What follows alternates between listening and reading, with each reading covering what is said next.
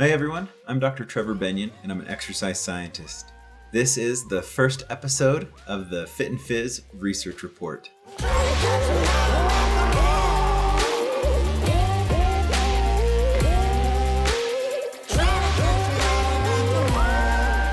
This web series is really all about sharing research. I feel like it is my duty, it's my responsibility as an exercise scientist to not just sit back and watch, social media and blog posts and magazine headlines dictate or interpret the research out there.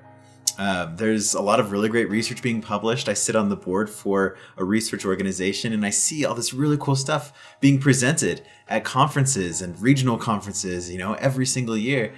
And there's a lot of exciting things happening.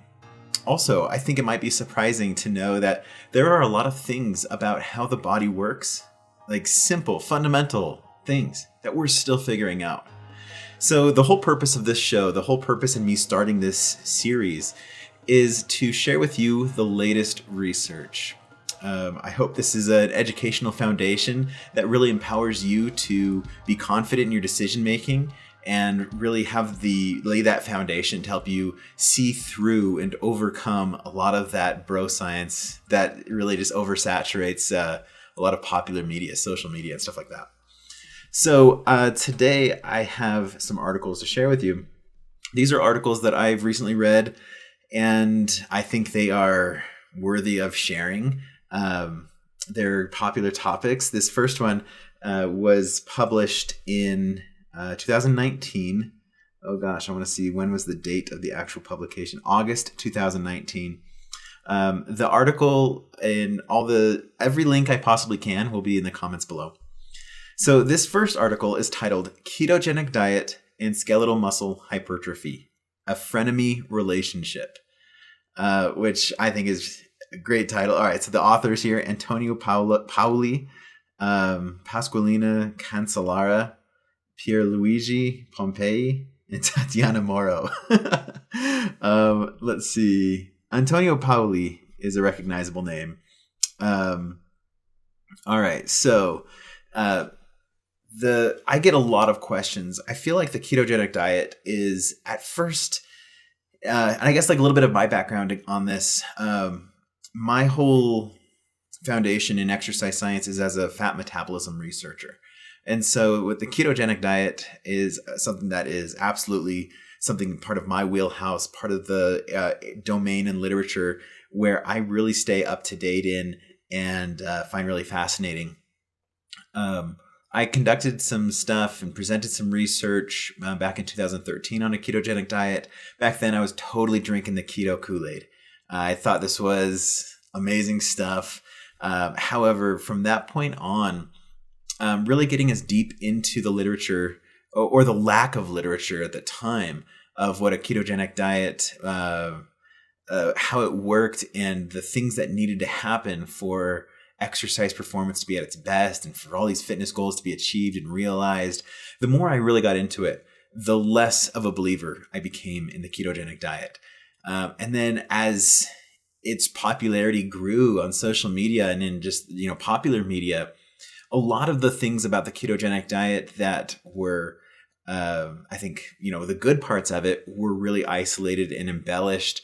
And a lot of the other limitations of the diet were not really explained. So it seemed like, and when I saw this stuff on ketogenic diet all over, popular media, I was able to identify that it's not really the full story, see through a lot of the plot holes in those social media campaigns and stuff like that. And it kind of really put a bitter taste in my mouth. So I went from being totally a keto, evangelist to kind of the opposite, seeing it and just being like, man, this thing is so overrated and in so many circumstances and contexts, inappropriate for a person. So the keto diet, it's one that for a long time I figured it was not going to be a trend that has the enduring traction that it actually has had. Every year, I just keep thinking to myself, like, wow, keto is still a thing. And I get a lot of questions about the ketogenic diet. So with this article, I wanted to really bring up and share what this article is about. I think this article does a fantastic job at not only describing the ketogenic diet and giving a really good overview of what it's doing in the body, but also explaining like what is hypertrophy. And for those of you who don't know, let me read the abstract. I'll read the abstract. The abstract of the article is kind of the summary of the article. All right, so it says, ketogenic diet is a nutritional regimen characterized by a high fat and an adequate protein content and a very low carbohydrate level, less than 20 grams per day or 5% of total daily energy intake. The insufficient level of carbohydrates forces the body to primarily use fat instead of sugar as a fuel source. Due to its characteristic, ketogenic diet has often been used to treat metabolic disorders, obesity, cardiovascular disease, and type 2 diabetes. Skeletal muscle constitutes 40% of total body mass and is one of the major sites of glucose disposal.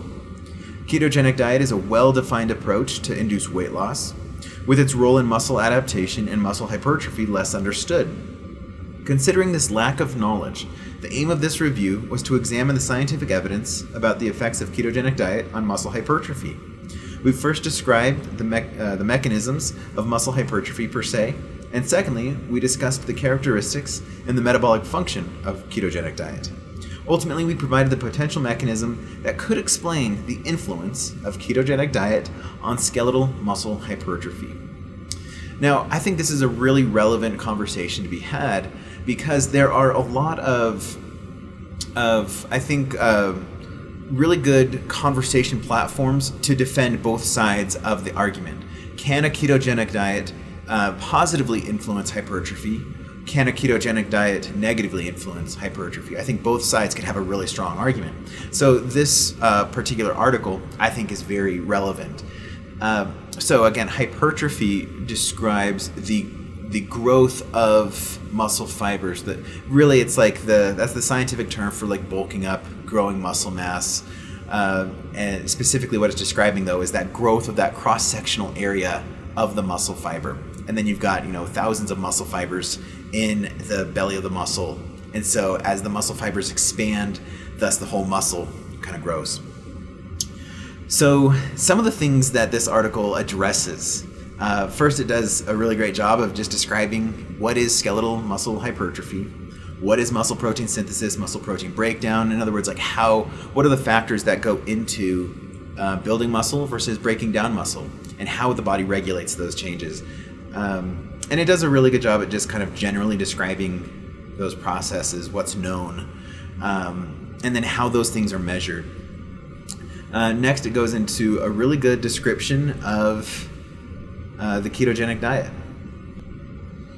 But the real best parts of this article, once it's established that foundation of what these different characters are, the hypertrophy, the ketogenic diet, how they interact. So some of the things that this article addresses, which I think are pretty cool, it talks about glycogen. So glycogen is your body's stored form of glucose. Now, if you have a low carbohydrate diet, then you are using up your glucose and you're not restoring it as fast as you're using it. And so your body is using up that glucose. It's then dipping into the stored form of glucose, which is glycogen. And it talks about that effect on your muscle mass. So your muscle stores glycogen, so does your liver. And so it talks about how if you were to account for the loss of muscle glycogen, how that's going to impact the total mass of that muscle, which I think is interesting. But even though I'm personally, I'm trying to remove my bias from this conversation, that somebody who, even if you remove all the glycogen, if you completely spend it, you're out of it, it's done, and it's not accounting for any mass contribution in that muscle. In the end of when it's all said and done, I don't even think that's really going to account for much. You've got across both liver and muscle glycogen, about 500 grams of glycogen in your body. 500 grams, that's about a pound total. So you've got about a pound of glycogen throughout your whole body. If we're looking at just a single muscle, like a muscle group, like your quads or something like that, then across your whole body, a pound, that's even less. I mean, by the time we're looking at just a single muscle group, we're looking at just a fraction of a pound. So we're saying like whether a fraction of a pound is there or not, in the end, it's not going to, I think it's just going to be non-consequential whether it's there or not. But anyway, this article does talk about the role of glycogen contributing towards muscle mass. Now, another argument that I think is really interesting about a ketogenic diet influencing muscle hypertrophy, speaking of glycogen and everything, is during that early adaptation phase when you start a ketogenic diet. So when you go from normal, carbohydrate-fed diet into keto, there's about a 7 to 10 day period of time that it takes for your liver to adapt to the increase in circulating fatty acids and the ability to extract those fatty acids from the blood and use them efficiently as a fuel to replace not just to be used in not just the way that we would normally use fats as a fuel, but to also replace the role of carbohydrates. So it takes time for your liver to adapt. In that time, whenever you're very low on carbohydrates, the body's going to kind of freak out a little bit. One of the things that is going to happen is there's going to be an increase in the hormone cortisol. So cortisol has a couple of different functions in the body. Its primary role is to make sure that the brain has sufficient blood glucose levels, constant stream of blood glucose, so that way the brain has a constant stream of fuel. So when your glucose levels start to decline, when that stored form of glucose, glycogen, when that gas tank starts to, kind of edge towards empty, then there's going to be as the stored form of glucose nears empty, there's going to be a increase in cortisol. Cortisol is going to really be standing guard at a lot of different tissues that would be accepting glucose and then telling that glucose not to enter that tissue, rather to be diverted toward the brain, where it can be really, basically, cortisol is prioritizing that your brain gets the glucose, not the other tissues. So throughout the body, as your glucose levels start to decline, more and more cortisol is being released so that whatever is available in form of glucose is ultimately diverted to the brain.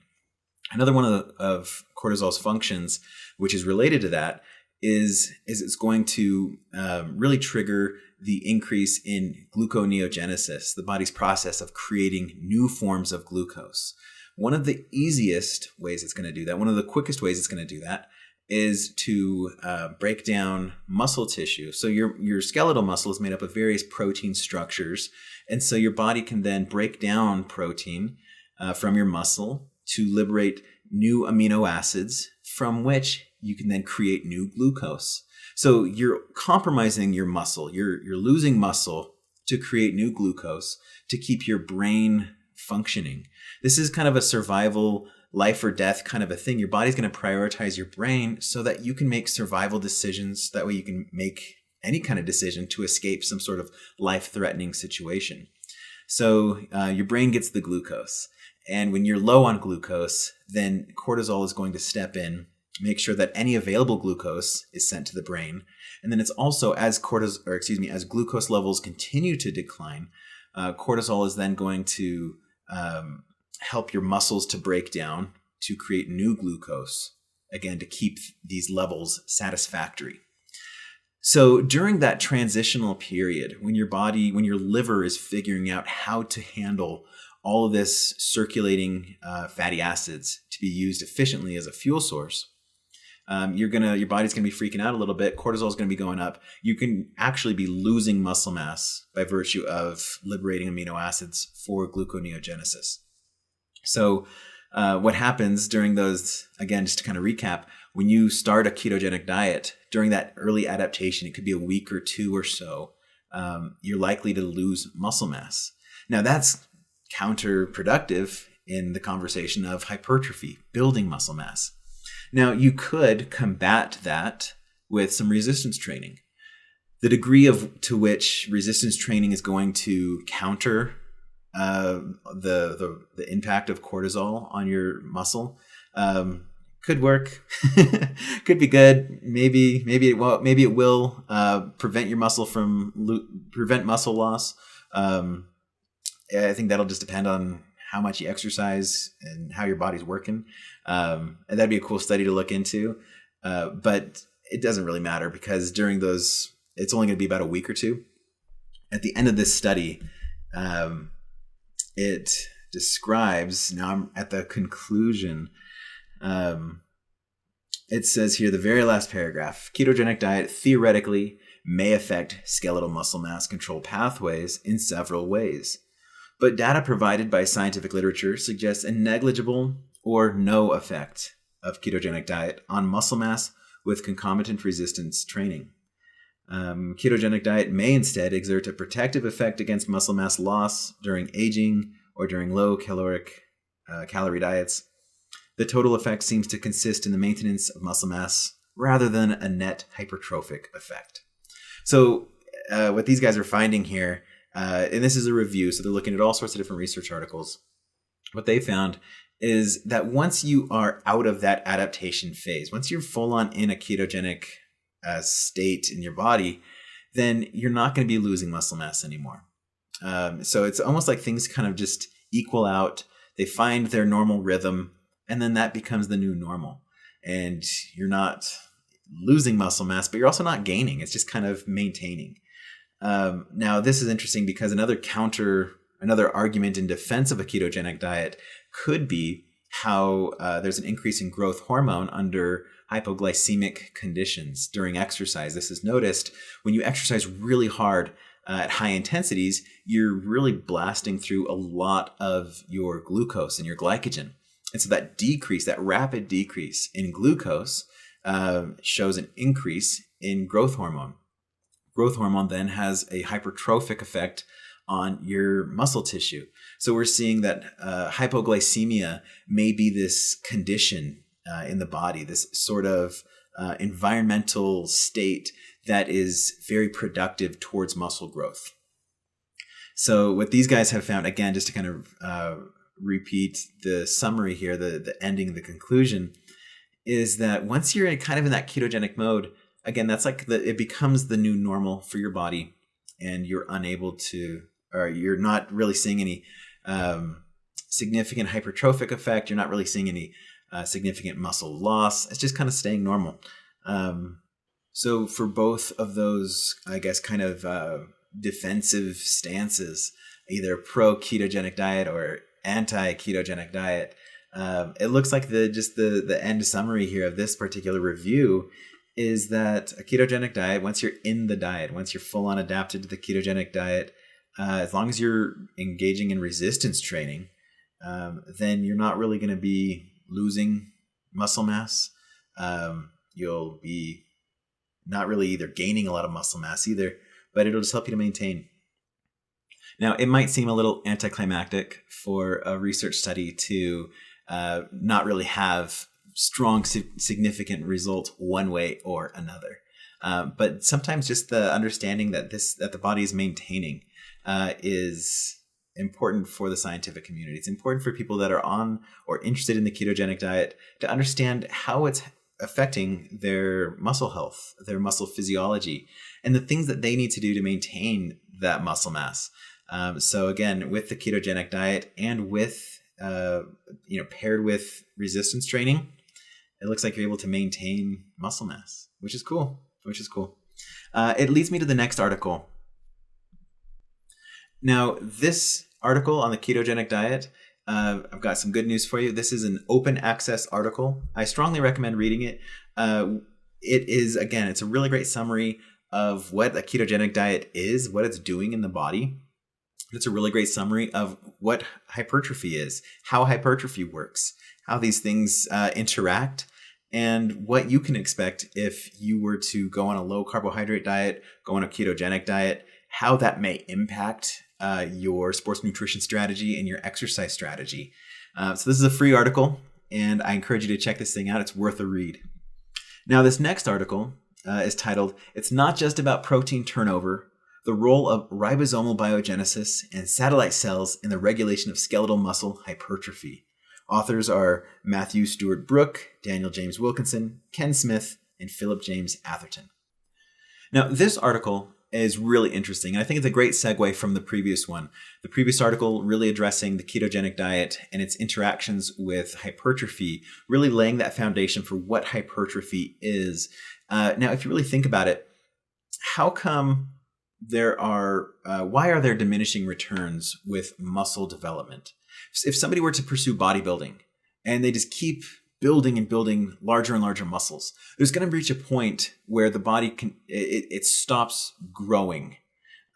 You're going to hit this kind of upper limit, this glass ceiling in your muscle that really stops it from growing anymore.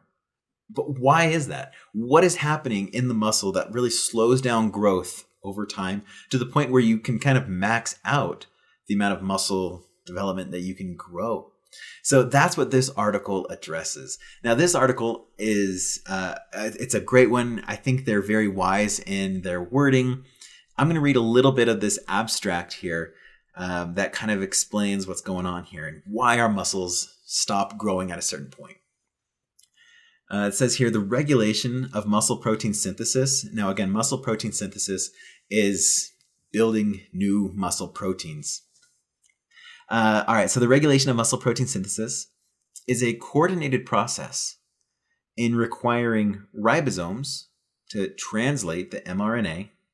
So ribosomes, okay, I'm going to time out from the abstract again. So when you have a cell, there are all sorts of little structures in that cell. They all have their own function. Those miniature structures are called organelles. And so you have all sorts of stuff in there. You have a nucleus, you have mitochondria, you have ribosomes, you have all these other things working and doing stuff. Now, in a muscle cell, muscle cells and muscle fibers are synonymous. They're the same thing. So when you have a muscle fiber, something that's really interesting and unique is you'll have multiple nuclei. So there's plural nuclei existing in that same cell. So you have it's called myonuclei. Myo just refers to muscle. It means muscle. So myonuclei meaning multiple nuclei in that muscle fiber, in that muscle cell. You have ribosomes. Ribosomes, what they do is they produce protein. And so anyway, continuing on here with the abstract. All right, so the regulation of muscle protein synthesis is a coordinated process in requiring ribosomes to translate mRNA and sufficient myonuclei density to provide the platform for ribosome and mRNA transcription. As such, muscle protein synthesis is determined by both translational efficiency, or in other words, the ribosome activity, and translational capacity, the quantity or the number of ribosomes in that muscle fiber. Moreover, as the muscle protein pool expands during hypertrophy, translation capacity, or in other words, the ribosomes and the myonuclei content, could theoretically become rate limiting, such that an inability to expand these pools through ribosomal biogenesis and satellite cell mediated myonuclear addition could limit growth potential. Okay, so I'm going to time out right there. What this means is that could be the reason why there is a glass ceiling in your muscle growth potential. It could be that you are out of the myonuclei, that you have reached the limit in how much protein your ribosomes can produce, and that you can't produce any more or develop any more ribosomes, that you've reached that maximal amount that the nuclei can then manage, and for those ribosomes, they're working at maximum capacity. So it looks like that is possibly, the limiting factor, the reason why there are diminishing returns, and the reason why there is a glass ceiling in your muscle growth. Now, the abstract continues here. Whether these adaptations are a prerequisite or a limiting factor for hypertrophy is unresolved and highly debated. This is primarily due to methodological limitations and many assumptions being made on static measures or correlative associations. However, recent advances within the field using stable isotope tracers shows promise in resolving these questions in muscle adaptation. So what that means is there's still a lot of unknowns. There's still a lot of debate. Like it said here, whether or not this is a precursor or a limiting factor, specifically referring to the quantity of ribosomes, the density of myonuclei. Are these factors things that are prerequisite in muscle hypertrophy, or are they limiting factors in muscle hypertrophy?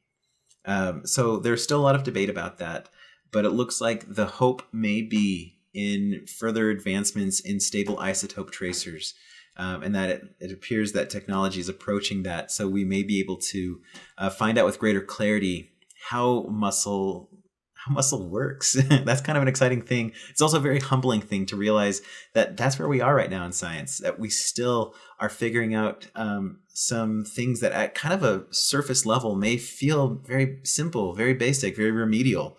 But when we really dig deeper to the cellular level, to the cellular interactions of how things are happening, there's still a lot of theory. There's still a lot of unknown. There's still a lot of debate. And so some of these recent advancements in technology are helping us to dig a little bit deeper and have greater clarity on these questions. So again, I feel like that's kind of an exciting kind of conclusion to our little video for today, I feel like this is going to prompt for greater follow through, that when there comes the time when this research is much more definitive, to be able to come back and kind of reflect on this episode once that research is there. So this study, by the way, also is a recent publication. It was published on February 9th, 2019. So it reflects pretty current review on muscle hypertrophy. So that wraps it up. That concludes our very first episode of the FITNPHYS research report. This video is brought to you by Fitness and Physiology. Be sure to visit our website, FITNPHYS.com, where you can check out some of our other educational resources. We have online courses, coaching programs, links to all of the past episodes of the podcast, HitCast, and so much more. Let me know in the comments down below what questions you have from today's review of these research articles, and maybe some other topics that you want me to investigate and look into and read about, and then share the summary of those research articles for you as well for future episodes.